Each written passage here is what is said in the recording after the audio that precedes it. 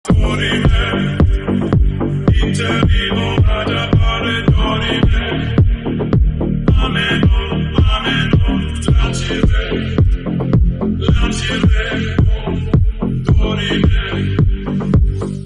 வணக்கம். வணக்கம். யங்ஸ்டர்ஸ்க்கு ரொம்ப பிடிச்ச ஒரு படமாக டியூடு. இதை பற்றி கொஞ்சம் சொல்லுங்கள்.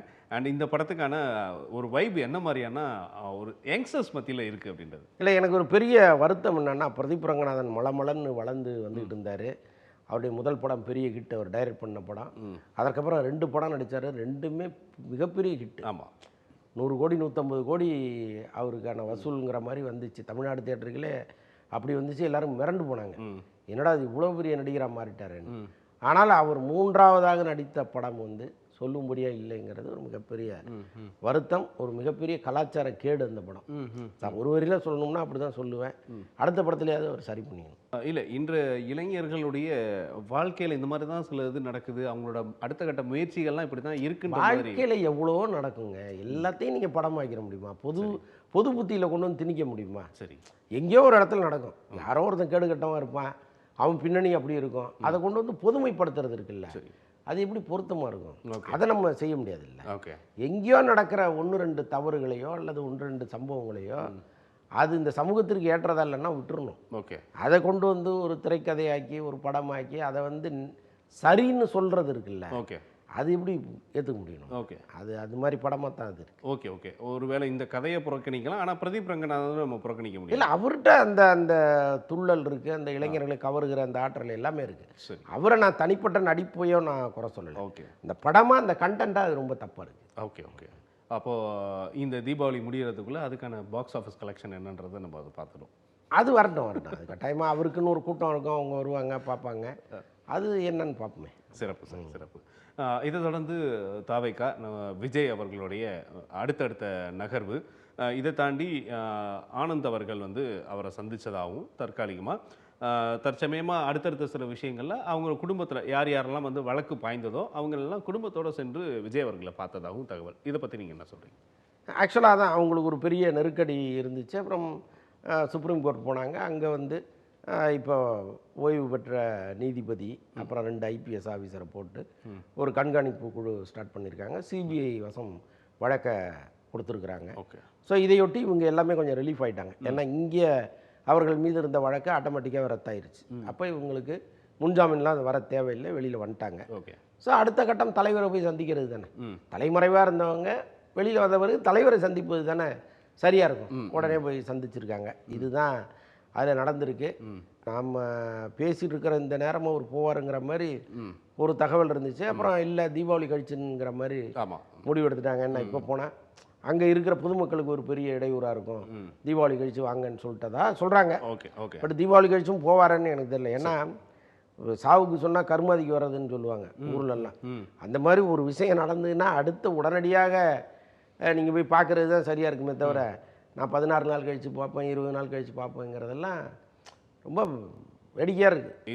இதுக்கு இடையில் வந்து அதிகமாக நம்ம பேசுனதுன்னு பார்த்தோம்னா ஆதவ் அர்ஜுன் அவர் தான் வந்து அதிகமான, அதாவது என்னென்னா புஷி ஆனந்த் அவர்களுக்கும் விஜய் அவர்களுக்கும் பொதுவான ஒரு வெளியில் இருந்து கருத்துக்களை செய்தியாளர்களுக்கு பரப்புறதுக்கு அவர் ஒருத்தர் மட்டும்தான் இப்போதைக்கு வெளியில் வந்திருக்காரு.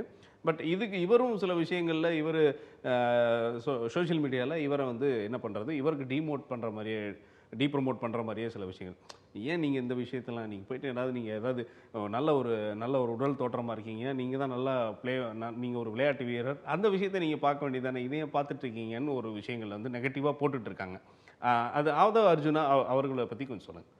இல்லை, அவர் அரசியலுக்கு வர்றது அவருடைய தனிப்பட்ட விருப்பம். சரி, நீங்கள் ஏன் வந்தீங்க, நீங்கள் விளையாட போங்கலாம் நம்ம சொல்ல முடியாது. அவருடைய அரசியலில் அவருடைய பர்ஃபார்மன்ஸ் நல்லா இருக்கா அப்படிங்கிறது தான் நம்ம பார்க்கணும். இப்போ அவர் சொன்னதே சில இது ரொம்ப பேத்தலாக இருந்துச்சு, எனக்கெல்லாம் ரொம்ப காமெடியாக இருந்துச்சு. நீங்கள் 15 நாள் பேசவே இல்லைன்னா 16ஆவது நாள் துக்கம் முடிவிட்டோன்னு வெயிட் பண்ணுங்கிறாரு. யாராவது இந்த அரசியல் தலைவராவது இப்படி சொல்லுவாங்க? யாராவது அப்படி இவ்வளோ துயரம் நடந்திருக்கு, மறுநாளே அந்த 2ஆம் கட்ட தலைவர்களாவது பேசியிருக்கணும். யாருமே பேசல. ஏன்னு கேட்டால் 16ஆவது நாள் துக்கத்துக்காக நாங்கள் வெயிட் பண்ணோன்னு சொன்னேன். அது எப்படி நம்ம ஏற்றுக்க முடியும்? இந்த மாதிரி சில விஷயங்கள் சொல்லும்போது நமக்கு அது காமெடியாக இருக்குது, அதை நம்ம விமர்சிக்கலாம். அதை விட்டுட்டு ஆள் ஹைட்டாக இருக்கீங்க வெயிட்டாக இருக்கீங்க விளையாட போங்கன்னு சொல்கிறதுக்கெல்லாம் நமக்கு என்ன உரிமை இருக்குது? முடியாது. அந்த மாதிரி கிடையாது. சரி, சினிமாவில் ரொம்ப முக்கியமான ஒரு ஒரு பகுதியாக வந்து பார்க்குறது வந்து டப்பிங். ஸோ இந்த யூனியனில் நடக்கிற ஒரு சில பிரச்சனைகள் இப்போ சமீபத்தில் அது ரொம்ப பயங்கரமாக அது போயிட்டுருக்கு. இதில் ராதாரவி அவர்களும் சில முக்கியமான கருத்துக்களையும் சொல்லியிருக்காங்க. அப்படி அங்கே என்ன நடந்திருக்கும், என்ன மாதிரியான பிரச்சனை, அதில் வந்து முக்கியமாக அந்த டப்பிங் பேசக்கூடிய ஒரு லேடி கிட்டத்தட்ட பாயிண்ட்ஸ்லாம் லா பாயிண்ட்ஸ்லாம் அந்த அளவுக்கு சில விஷயங்கள்லாம் பேசுகிறாங்க. அங்கே என்ன நடந்தது? இப்போ அண்மை காலமாக நம்ம வந்து அதை அவங்களுடைய வீடியோஸ் எல்லாம் பார்த்துட்ருக்கோம், ப்ரெஸ் மீட்லாம் பார்த்துட்ருக்கோம். ரொம்ப ஒரு நெருப்பு மாதிரி அவங்க இருக்காங்க. பட் அங்கே உள்ளே என்ன நடந்ததுன்னு நமக்கு தெரியல. ஓகே. ஏன்னா இப்போ ராதாரவி தரப்பு அவங்க உட்காந்து பேசுகிற ப்ரெஸ் மீட்லாம் நம்ம பார்க்குறோம். நான் எந்த தவறும் செய்யலைன்னு அவர் சொல்கிறாரு. அவங்க வந்து தவறு நடந்ததற்கான ஆதாரங்கள் என்கிட்ட இருக்குது, நான் அதை வந்து ப்ரெஸ்ஸு கேட்டாங்கன்னா நான் கொடுக்கறதுக்கு ரெடியாக இருக்கேன் அப்படின்னு அவங்க சொல்கிறாங்க. நீதிமன்றத்திலையும் நான் தாக்கல் பண்ணுவேன்னு அவங்க சொல்கிறாங்க. சட்ட ரீதியாக இந்த போராட்டத்தை அவங்க கையில் எடுத்திருக்காங்க. ஓகே. உள்ளபடியே இப்படியெல்லாம் சம்பவங்கள் நடந்திருந்தால் அது வந்து அவங்க நீதிமன்றத்துக்கு போகும்பொழுது தெரிய போகுது. நம்ம காத்திருப்போம், அவ்வளோதான். ஏன்னா இப்போ எது சரி எது தவறுங்கிறது நமக்கு தெரியாது. அந்த யூனியனில் நம்ம விசாரிக்கும் பொழுது ரெண்டு புறமும் இவங்களும் தப்பு அவங்களும் தப்புங்கிற மாதிரி கொஞ்சம் பேர் சொல்கிறாங்க. சிலர் வந்து ராதாரவி மேலே தான் தப்புங்கிறாங்க. ஸோ அப்போ கிளியர் கட்டாக நமக்கு தெரியல. இப்போ இந்த ஆவணங்களை கொண்டு போய் அவங்க நீதிமன்றத்தில் ஒப்படைக்கிற பட்சம் கட்டாயமாக அது வெளியில் வரத்தான் போகுது. ஸோ அன்றைக்கி என்னங்கிறத நம்ம பேசுவோம். நிச்சயமாக. இல்லை, அதில் வந்து பேசும்பொழுதே அதிகப்படியான வார்த்தைகள் வந்து எப்படின்னா, அதாவது உள்ளே வரக்கூடிய பணமும் சரி வெளியில் போகக்கூடியதும் எல்லாமே அக்கௌண்ட் இன்றைக்கி வந்து டிஜிட்டலைஸ்டு இருக்குது. வரும் பணமும் சரி வெளியில் செல்லும் பணமும் அது வழியாக தான் போகுது. அதுக்கான விஷயத்தில் நாங்கள் தெளிவாக இருக்கோம் அப்படின்ற கருத்தை முன் வச்சுருக்காங்க. அதை நீங்கள் எப்படி பார்க்குறீங்க? இல்லைங்க, கணக்கு வழக்குகள் பற்றி நம்ம பேச வேண்டிய அவசியம் இல்லை. ஒன்று அங்கே டப்பிங் கலைஞர்கள் கேட்கணும், இவங்க வெளியில் வந்தவங்க கேட்குறாங்க. அவங்க பேசுகிறது வந்து கணக்கு வழக்கெல்லாம் தாண்டி தன்னுடைய கற்பு மீதான விஷயமா அவங்க பேசுகிறாங்க. ஓகே. அதாவது அவர் வந்து பாலியல் ரீதியாக என்ன தொந்தரவு பண்ணார் அப்படிங்கிறது தான் அவங்க சொல்ல வர்றது. இந்த பணம் தொடர்பான கையாடல் அது இதுங்கிறதெல்லாம் அது தனி. அது சரி, எல்லா சங்கங்கள்லையும் இந்த பஞ்சாயத்து இருக்கு. இதில் தமிழ் சினிமாவில் இருக்கிற அத்தனை சங்கங்கள்லேயும் இந்த பணம் கையாடல் தொடர்பான பிரச்சனை ஏதோ ஒன்று இருந்துகிட்டே இருக்கும். நம்ம அதுக்குள்ளே போக வேண்டாம். ஓகே. பட் இவங்க அந்த பாலியல் ரீதியாக ஒரு குற்றச்சாட்டு வைக்கும் பொழுது அவங்க ரொம்ப ஸ்ட்ராங்காக இருக்காங்க. நான் எல்லாத்துக்குமே என்கிட்ட ஆதாரம் இருக்குன்னு அவங்க சொல்கிறாங்க. சரி, அது என்னன்னு வெயிட் பண்ணி பார்ப்போம். ஓகே.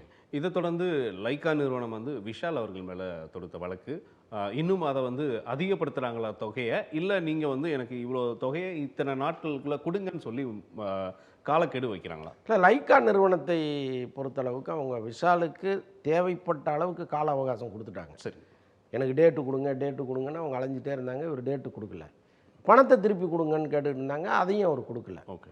ஃபோன் பண்ண எடுக்கிறதில்ல. இது மாதிரி அவரை தொடர்பு கொள்ளவே முடியாத அளவுக்கு ஒரு சிக்கலை அவர் ஏற்படுத்தியிருந்தார். அப்போது அவங்க கொடுத்த பணம்ங்கிறது பெரிய தொகை, கிட்டத்தட்ட ஒரு 20-22 கோடிக்கு மேலே கொடுத்துருக்காங்க. இன்றைக்கி அவங்க சஃபர் ஆகி நிற்கிறாங்க. எல்லா பணமும் இங்கே சினிமாவில் இழந்துட்டு அவங்க 20 கோடியே பெரிய பணம்ங்கிற அளவுக்கு இன்றைக்கி லைக்கா நினைக்குது. ஓகே. ஸோ அப்போது வர்ற 1-2 தயாரிப்பாளர்களை நம்ம கொண்டு விடக்கூடாது. அந்த ஹீரோக்கள் பெரும்பாலும் இங்கே பண்ணுறது என்னென்னா, மிதமிஞ்சிய சம்பளத்தை கேட்குறாங்க. படப்பிடிப்பு போனால் மிதமிஞ்சிய சொகுசு, மிதமிஞ்சிய செலவு, இது எல்லாத்தையுமே வைக்கிறாங்க. கிட்டத்தட்ட எல்லா தயாரிப்பாளர்களுடைய வயிற்றையும் அறுத்துட்டாங்க. தமிழில் படம் எடுக்கிற பல தயாரிப்பாளர்கள் தொழிலே விட்டுட்டு பேசாமல் அமைதியாக இருக்கிறதே லாபம்ங்கிற அளவுக்கு வந்துட்டாங்க. ஓகே. ஸோ அந்த அளவுக்கு இந்த ஹீரோக்கள் மாறி மாறி தயாரிப்பாளர்களை காலி பண்ணிட்டாங்க. அப்படி இருக்கும்போது எங்கேருந்தோ லண்டன்லேருந்து வந்த ஒரு தயாரிப்பாளர் நம்பி தானே பணம் கொடுக்குறாரு. ஆமாம். அப்போ அந்த நம்பிக்கையை காப்பாற்றணும்ல.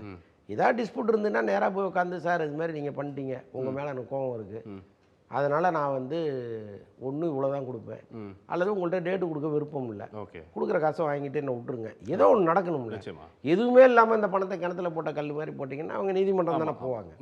ஸோ அதனால் இங்கே நடிகர்கள் மீதும் நிறைய தவறுகள் இருக்குது. ஓகே. ஸோ அந்த தவறுகளை நம்ம பேசிகிட்டு இருக்க நேரம் வந்து இன்னும் நான் நேரம் கூட எடுத்துக்கலாம்னு நினைக்கிறேன். சரி, அதை தவிர்த்து வந்து அவருடைய திருமணம் தேதி ஏதாவது தெரிய வந்ததா சார்? ஏற்கனவே ஒரு தடவை ஏதோ அறிவித்தார், மாதம் தான் அறிவித்தார், டேட்டு அறிவிக்கலைன்னு நினைக்கிறேன்னா. அதான் அந்த நடிகர் சங்கத்தை திறந்துட்டு தான் திருமணம்ங்கிறதுல உறுதியாக இருக்கார். சரி, வேலைகள் மலமலன்னு நடந்துட்டு இருக்கு. ஓகே. அதனால் ரொம்ப சீக்கிரம் பண்ணிடுவாருன்னு தான் நான் நினைக்கிறேன். Okay sir. சார், இப்போது நடிகர்களும் அரசியலுக்கு வர்றதை பற்றி நிறைய இப்போ நம்ம சமீப காலமாக எல்லாரும் ரொம்ப ஃபெமிலியராக இருப்பாங்க. ஆனால் அவங்க அரசியலுக்குள்ளே ஆர்வம் இருக்கும். ஆனால் அரசியலுக்கு வந்துட்டு இல்லை எனக்கு நான் மீண்டும் வந்து சினிமாவை நோக்கியே போகிறேன் அப்படின்ட்டு சுரேஷ் கோபி அவர்கள் மலையாள பட நடிகர். இவரை பற்றி சொல்லுங்கள். அதுவும் மத்திய அமைச்சராக வேற இருக்கிறாரு. இந்த விஷயத்தை விட்டுட்டு சினிமாவுக்கு அதுவும் ஒரு சமூக சேவைக்காக போயாச்சு. இத்தனைக்கும் மத்தியில் இருக்கார். இதை ஏன் வந்து அவர் வேணான்னு சொல்கிறாரு? ஏன் அவருக்கு செட் ஆகலையா?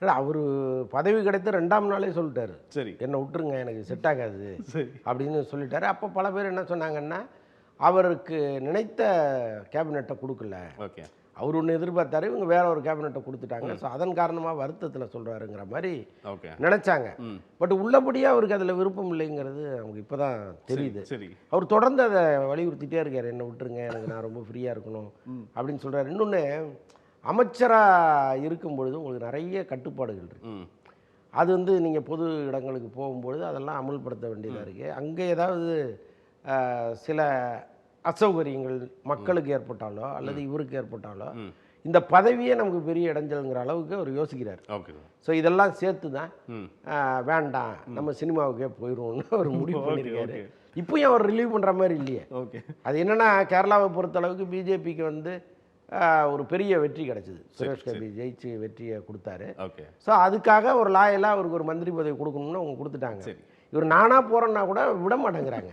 அதுதான் ஓகே ஓகே அதுக்கு ஏதாவது சில தளர்வு பண்ணுவாங்கல்ல, நீங்கள் இல்லை பார்த்துக்கங்க. ரொம்ப பிடிவாதம் பண்ணால் சரி போயிட்டு வாங்கன்னு தான் சொல்ல போகிறாங்க. இந்த பிக் பாஸில் நந்தினின்னு ஒரு கேரக்டர், ம் ம் ஒரே கலைபுரம் பிக் பாஸ் உள்ள. அப்புறமா நான் வெளியில் போகிறேன், விஜய் சேதுபதிட்ட பேசுகிறேன், ஆச்சா போச்சான்னு பையெல்லாம் கைட்டு தூக்கி எறிஞ்சிட்டாங்க. சரி கடைசியாக பெரிய கலைபுரத்துக்கு பிறகு அந்த ரூமுக்கு வாங்கன்னு கூப்பிட்டு, நீங்கள் இடதுபுறத்தில் ஒரு கதவு இருக்குது, எந்திரிச்சு போங்கன்ட்டாங்க. அந்த மாதிரி சுரேஷ் கோபிகிட்ட அவ்வளோதானே, ரைட்டு கிளம்புங்க அப்படின்ட்டாங்கன்னு வைங்களேன், அவருக்கு கொஞ்சம் ஃப்ரீயாக இருக்கும். ஓகே ஓகே ஓகே இல்லை, இதுக்கெல்லாம் ரோல் மாடலாக பவன் கல்யாண் இருக்காரு. அதை பார்த்தா தான் அவருக்கு கொஞ்சம் ஆறுதல் அடைஞ்சிருக்கலாம். இல்லை, பவன் கல்யாண் வந்து டியூன் ஆகிட்டாருங்க. அவருடைய அரசியலே வேறையாக இருக்குது. ஓகே இப்போ சினிமாவில் நடிக்கிறத விட அரசியலில் ரொம்ப நடிக்க ஆரம்பிச்சிட்டாரு அவர். இப்போ நல்லா பார்த்தீங்கன்னா திருப்பதி மலைக்கு நடந்தே போகிறாரு. அவரு கூட தான் அதிகாரிகள் போகிறாங்க, அவரை விட வயதான அதிகாரிகள்லாம் போகிறாங்க கூடவே. சரி இவர் எப்படி நடந்து போகிறாரோ அதே மாதிரி அவர் கூட ஒரு 75-80 பேர் நடந்து போகிறாங்க. சரி இவர் மட்டும் படியில் உட்காந்து நெஞ்சை பிடிச்சிக்கிட்டு அவ்வளோ சீன் போடுறாரு. இப்போ 50-70 பேரும் அதே மாதிரி தானே சீன் போடணும், உங்களோட நடந்து வந்தவங்க தானே. பண்ணியிருக்கணும். அவங்களாம் நல்லா கெத்தாக நிற்கிறாங்களா, உங்களால் மட்டும் ஏன் முடியல? ம் அப்போ இவ்வளோ படத்தில் 50-60 பேர் தூக்கி போட்டு மிதிக்கிறீங்களா? அப்போ என்னது? அப்போ எவ்வளவு போலியாக மனிதர்கள் இருக்காங்கங்கிறத நம்ம புரிஞ்சுக்க வேண்டியது. ஓகே ஸோ அதனால் அவர் வேற, சுரேஷ் கோபி வேற. ஓகே சிறப்பு சார். இந்த வாரம் வந்து விழாக்கள் நாட்களில் ஸோ நீங்களும் ரொம்ப ஹாப்பியாக ஒவ்வொரு விழாக்களையும் என்ஜாய் பண்ணுங்கள். ஸோ அதுபடி நம்ம வலைப்பேச்சில் இருக்கக்கூடிய ரசிகர்களும் நம்மளுடைய வீப்ளே ட்ரெண்டிங்கில் உள்ள ரசிகர்களும் ரொம்ப ஹாப்பியாக இந்த தீபாவளியை செலிப்ரேட் பண்ணலாம் சார். நன்றி. ரொம்ப நன்றி.